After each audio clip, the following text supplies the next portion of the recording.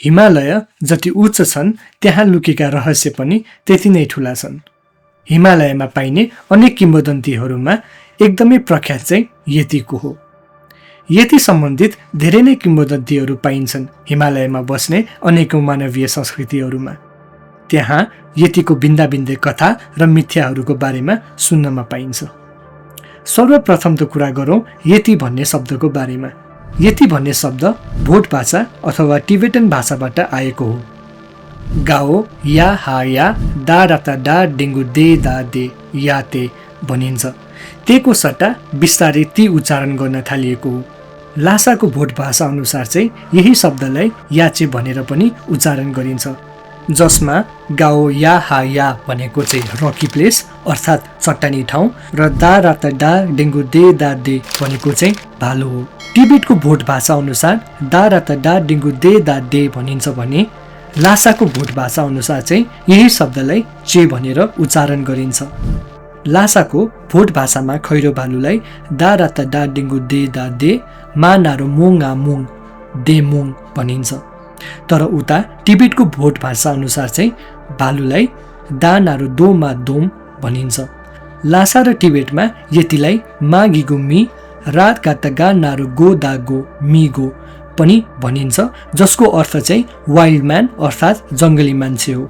Tibet घुम्न गएका बङ्गलादेशी योगी स्वामी प्रवनानन्दका अनुसार यतिलाई काङ्मी पनि भनिन्छ भनेर भनेका छन्, जसको अर्थ हिमपुरुष हो।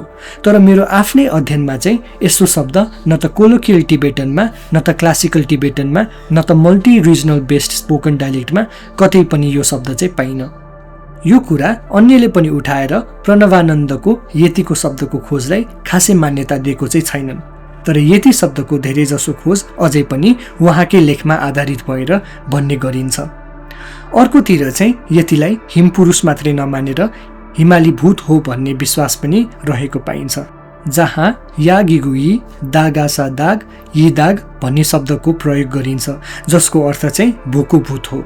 यतिको लिखित किम्वदन्ती चाहिँ 17th सेन्चुरीमा भेटिन्छ, जहाँ एक बौद्ध गुरु लामा साङ्गवा दोर्जे भारतदेखि नेपालको हिमालयसम्म पैदल यात्रामा आएका थिए।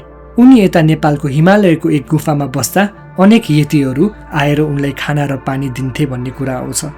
एक दिन अनेक यतिहरूमध्ये एउटा यतिको मृत्यु हुन्छ र लामाले त्यो यतिको टाउको हड्डी र हात उनले 1667मा त्यहाँ एउटा गुम्बा बनाएर त्यस गुम्बामा राखेका थिए भन्ने विश्वास रहेको पाइन्छ। पछिसम्म नि यही यतिको टाउको प्रयोग गरी लामाहरूले वाङ अर्थात् अभिषेक प्रदान गर्थे अन्य बौद्ध धर्मावलम्बीहरूलाई। 100औं वर्षभन्दा पनि बढीसम्म सुरक्षित भएको यो यतिको टाउको र हातको हड्डी 1959 एडीमा आयरल्यान्डमा जन्मेका पिटर ब्रायनले यतिको हातको एउटा औँलाको हड्डी चोरेर लगेका थिए भन्ने कुरामा एकदम विश्वास रहेको पाइन्छ। भनिन्छ कि उनले त्यसको सट्टामा मानवको औँलाको हड्डी राखिदिए। यतिको पहिलो उल्लेख चाहिँ शाहकालीन नेपालको 1820 एडीमा आएका पहिलो बेलायती प्रतिनिधि ब्रायन हड्सनले गरेका हुन्। उनले यो कुरा उनका सहायकहरूबाट सुनेका थिए, जसले उनलाई यति अग्लो शरीरभरि कालो भुत्ला भएको र पुच्छर चाहिँ नभएको हिममानव हो भनेर भनेका थिए। ब्रायन हड्सनले चाहिँ यति अरू केही नभएर ओराङ्गुटान हो भनेर भनेका थिए। 1889 एडीमा अमङ द हिमालयज भन्ने किताब लेखेका बेलायती लेखक लरेन्सले यतिको पाइलाको बारेमा आफ्नो किताबमा लेखेका छन्। उनको अनुसार टिबेटवासीको मान्यता अनुसार हिमालयमा पाइने अजीब किसिमको पाइलाहरू यतिको हो, जो हिमालयमा सेतो सिंहसँग बस्छ र यी दुवै जनावरको आवाजको गर्जन हिमालयमा ठुलो हावाहुरी लाग्दा सुनिन्छ। 1904 एडीमा त बेलायती सैनिक विलियम नाइटले सिक्किमको गाङटोक नेरी यतिलाई नै देखेको भनेर द टाइम्स भन्ने पत्रिकासँग अन्तर्वार्ता दिएका थिए, जुन 1921 एडीमा छापिएको थियो। उनले भनेका थिए कि नोभेम्बर महिनाको कुरा हो, मैले 6 फिट अग्लो नाङ्गो मानव चिसो मौसममा उभिएको देखे। उसको छाला पहेँलो पहेँलो थियो, चिन्का मानिसहरू जस्तै। उसको जटाधारी कपाल थियो र शरीरको बनावटबाटै ऊ बलियो छ भन्ने देखिन्थ्यो। उसको हातमा किम्वदन्तीहरूमा भने जस्तै पुरानो बाण र धनुष थियो। उसले मलाई त देखेन, तर मैले उसलाई 5-6 मिनटसम्म हेरिराखेँ। उसले डाँडा तल खै केही हेरिरहेको थियो, सायद खानालाई होला, किनकि 5 मिनटपछि ऊ डाँडा तल दौडिँदै गयो। ऊ दौडेको गति देख्दा म ऊबाट निकै प्रभावित भएँ। 1921 एडीमै बेलायतबाट सगरमाथा चढ्ने आरोही हावर्ड बोरी एभरेस्ट एक्सपेडिसनमा गएकाहरूले पनि 21,000 फिट माथि मानवका भन्दा नि ठूला पैतालाको छाप हिमालयमा देखेको कुराको चर्चा गरेका थिए। पत्रकार हेनरी न्युम्यानसँगको अन्तर्वार्तामा हावर्डले ती पाइला हिमाली बुवासोको भनेका थिए, तर न्युम्यानले भने हावर्डका कुरालाई त्यति प्राथमिकता नदिई यतिको बारेमा खोज गर्दै युरोपमा यो विषयको जानकारी दिन थाले। उनले यतिको अर्को टिबेटन नाम मेटोकाङ्मी, जसको अर्थ अर्धमानव र हिमपुरुष हुन्छ, त्यसलाई फिल्थी स्नोम्यान अर्थात् फोहोरी हिमपुरुष भनेर भन्न थाले, जुन पछि फेरि अलि राम्रो सुनिन एबोमिनेबल स्नोम्यान भनेर भन्न थालियो। यो नामले पश्चिमी जगतमा यतिप्रतिको चासोलाई झनै बढाएर लग्यो। त्यति मात्रै होइन, न्युम्यानले त यतिको खुट्टा पछाडि फर्केको हुन्छ र उसले लामा जट्टा पालेको हुन्छ पनि भनेका थिए, जुन कुनै पनि किम्वदन्तीमा भने चाहिँ पाइँदैन। 1925 एडीमा ग्रिसका फोटोग्राफरले यतिलाई 15,000 माथिको उचाइमा देखेको कुरा भनेका थिए। उनले भनेअनुसार यति अग्लो र नाङ्गो थियो र ऊ लाली गुराँसको बोटहरूमा लुकिरहेको थियो। 1940 एडीतिर विश्वयुद्ध अघि पनि जर्मन नाजी साइन्टिस्टहरूको टिबेट भ्रमणमा उनीहरूलाई यतिप्रतिको निकै चासो थियो। केही महिनाको खोज अनुसन्धानपछि उनीहरूको अनुसार यति केवल खैरो भालु मात्रै हो भन्ने कुरामा विश्वस्त थिए। विश्वयुद्धपछि हिमालय आरोहण गर्ने प्रतिस्पर्धा बढ्दै गएको थियो युरोपियन आरोहीहरू बीच। यही क्रममा हिमालय चढ्न गएकाहरूले फर्किँदा यतिको कथाहरू पनि पश्चिममा पुर्याएको हो भन्ने गरिन्छ। 1950 एडीमा टिबेट र चाइनाको राजनीतिक युद्धले यतिको खोजमा रोक लागेको थियो, तर 1951 एडीको टिबेट र चाइनाको 17 पोइन्ट अग्रिमेन्ट पछि फेरि यतिको खोजलाई तीव्र गति दिन थालियो। 1951 एडीको बेलायती हिमालय आरोही एरिक सेप्टमको फोटोग्राफ, जसमा उनले भनेअनुसार यतिका पाइला हुन्, त्यो बेला यति प्रख्यात भयो कि यसले यति खोज्ने अभियान झन प्रख्यात पारेर लग्यो। 18,000 माथिको उचाइमा खिचिएको भनिएका यी एरिक सेप्टनले खिचेका फोटोहरू अनलाइनमा अक्सनमा बेच्न राखिएको पनि छ। 1952 एडीमा स्विजरल्यान्डका हिमाली आरोहीले 16,000 उचाइमाथि यतिको पाइला भेटेको भनेर भनेका थिए, तर उनीसँगै गएका एउटा आरोहीले त उनीमाथि यतिले आक्रमण गरेको पनि भनेका थिए, तर उनीसँगै आरोहण गरेका अरूले चाहिँ यस्तो केही नभएको भनेको भएर यो कुरा केही समय चर्चामा आए तापनि सेलाएको थियो। यो बेला यतिको खोजमा यति चासो थियो कि संसारभरि नेपाल सरकारले यति शिकारको लागि लाइसेन्स दिन सुरु पनि गरेको थियो। 1953 एडीमा त बेलायती समाचार पत्र द डेली मेलले आफ्नै आरोहण सुरुवात गरेको थियो र यो सफल पनि भएको थियो। यो बेला आरोहण गर्ने मध्ये एडमन्ड हिलारी र तेन्जिङ नोर्गे पनि थिए। कोलोनेल जन हन्टले गरेका थिए। यो बेलायतको 9औं प्रयास थियो जुन सफल रहेको थियो। यो बेला यति खोज्ने प्रयत्न त थिएन, तर बेस क्याम्प नेरी यतिको पाइलाको छाप र कपाल पाएको थियो भनेर भनिन्छ, तर वैज्ञानिक रूपमा केही पत्ता खासै नलागेको भएर यो कुराले त्यति प्राथमिकता पाएन। 1957, 1958 र 1959 एडीमा टेक्सासका मिलियनियर टम सिल्कले 3 चोटि यति खोज्ने आरोहण हिमालयमा गरेका थिए। अनौठो कुरा त अझ के छ भने उनको नाम CIA सँग जोडिएको थियो र उनले पाङ्गोचे गुम्बाबाट यतिको शरीरको टुक्रा तस्कर गरेर बेलायतमा पठाएको पनि आरोप लागेको थियो। पहिलो आरोहणमा उनले 3वटा यतिको पैतालोको छाप, यतिको कपाल पाएको कुरा छ। दोस्रो चोटिको आरोहणमा उनले अमेरिकाको एरिजोनामा भालुको बासस्थानहरू सुँघ्नको लागि तालिम प्राप्त ब्लन्ड हुन्ड नामक जातको कुकुर नेपालमा ल्याएको कुरा पाइन्छ। यो कुकुरले यतिको हिन्नी बाटो पत्ता लगाएको र टम सिल्क त्यही खोज्ने क्रममा 4वटा हिमालमा लुकेका गुम्बामा पुगेका थिए, जहाँ उनले मरेको यतिका हात पत्ता लगाएका थिए भनेर भनिन्छ। तेस्रो आरोहण त उनको 9 महिना लामो भयो र एकदम रहस्यमय पनि। उनको तेस्रो आरोहणमा उनले भन्नु यति नै थियो, यति साँच्चीकैमै हुन सक्छ भनेर। उनको आरोहणलाई साथ दिन लाइफ म्यागजिनले त्यो बेला उनलाई $25,000 पनि प्रदान गरेको थियो उनले खिचेका सबै फोटो म्यागजिनको नाममा गर्नको लागि। तर फेरि 1959 पछि टिबेटबाट हिमालयको आरोहण गर्न गाह्रो हुन थाल्यो, टिबेट र चाइनाको युद्धको कारण। यो बेला पश्चिमी हिमाली आरोहणीहरूको ध्यान केन्द्र नेपालतिर फर्केको थियो। 1960 एडीमा फेरि पनि एडमन्ड हिलारी र मार्लिन पर्किन्सको नेतृत्वबाट हिमालय आरोहण सुरुवात भयो। भनिन्छ कि हिलारी यति खोज्न हिमालय पर्वत चढेका थिए। आरोहण गर्नु अघि उनले एक कार्यक्रममा यतिको चित्र पनि देखाएका थिए।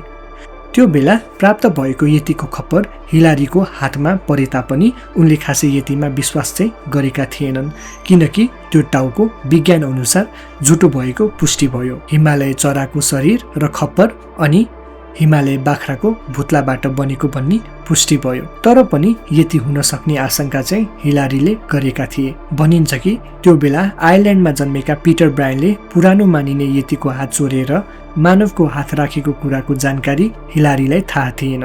यो बेला लामाहरूले यतिको खप्परको बारेमा वैज्ञानिक खोज गर्न अनुमति पनि दिएका थिए। तर यसको बदलामा 3टा शर्तहरू मान्नुपर्ने थियो। 1. उनीहरूको गाउँमा विद्यालय खोल्नुपर्ने। 2. उनीहरूको गाउँमा गुम्बालाई आर्थिक सहयोग दिनुपर्ने। र 3. उनीहरू सँगसँगै आफ्नै कोही मान्छे पनि जान पाउनुपर्ने। यी मागहरू हिलारी र उनको टोलीले स्वीकार गरे। उनीहरूसँगै खुम्चु चुम्बी गाउँको मुखिया सरका मान्छे हिलारीसँग लन्डन पुगे। 1960 एडीमै फरक वैज्ञानिक अध्ययन भएका थिए, लन्डन, शिकागो र प्यारिसमा। रिपोर्टको अनुसार त्यो यतिको खप्पर हिमालयन सेरोको हो भन्ने पुष्टि भएको थियो। तर खुम्चु चुम्बीका अनुसार उनले दिनमै 3 चोटि यति चिच्याएको सुनेका थिए। उनको अनुसार नेपालमा जिराफको बारेमा पत्याउँदैनन्, किनकि देखेका छैनन् नेपालीहरूले। त्यसै गरी विदेशीहरू यतिमा विश्वास गर्दैनन्, किनकि उनीहरूको देशमा यति हुँदैनन् भनेर उनले तर्क समेत दिएका थिए। चिनिया मानवशास्त्री जौ गुओसिङका अनुसार 1977 एडीमा चीनको सरकार स्वयंले पनि यतिको कुरामा चासो देखाउँदै 100 जनाको टोलीलाई हिमालय आरोहणको लागि पठाएको थियो। 1988 एडीमा चीनले पश्चिमी आरोहीहरूलाई पनि खोज्न अनुमति दिएको थियो, तर केही पनि पत्ता लागेन। यही बेलातिर एरिक शिप्टनले खिचेका यतिको पाइलाहरूको फोटोग्राफहरू सबै झुटो हो भन्ने कुरा पनि बाहिर आउन थाल्यो। एरिकसँगै गएका उनका साथीले एरिकले व्यङ्गको रूपमा मात्रै भनेका थिए भन्ने कुरा पत्रकारहरूलाई जानकारी दिए। 1983 एडीमा लेखक मीरा श्याक्लेले आफ्नो किताब स्टिल लिभिङ भन्ने किताबमा उनले हिमालयमा गएका आरोहीहरूसँगको अन्तर्वार्ता प्रकाशित गरेका छन्। उनको किताबमा 1942 एडीमा हिमालय आरोहण गर्न गएका ती 2 आरोहीले 2टा कालो बोतला भएको झट्ट हेर्दा आदि मानव जस्तै देखिने प्रजातिले आक्रमण गरेको कुराको बारेमा बताएका छन्। 1986 एडीमा त यतिलाई मारेको कुरा पनि आयो। इटालीका आरोही राइनहोल्ड मेस्नरले आफूले यतिलाई मारेको भनेर आफ्नो प्रचार प्रसार गरेका थिए। उनको अनुसार यति केवल खैरो भालु हो, जुन निकै दुर्लभ भालुहरूको जातमा पर्दछ। 2001 एडीमा भुटानको हिमालयमा आरोहण गरेका बेलायती मानवशास्त्रीले यतिको कपाल भनेर ल्याएका थिए, जुन कपाल विज्ञानले पनि के हो भनेर ठम्याउन सकेन। र फेरि मानवलाई थाहा नभएको अन्य प्राणी हुन सक्ने कुरामा विश्वास जाग्न थाल्यो। तर फेरि 2014 एडीमा त्यो कपाल लोप भइसकेको प्राचीन भालुको हो भन्ने कुरा पुष्टि भयो र फेरि यतिप्रतिको विश्वासमा प्रश्न आउन थाल्यो।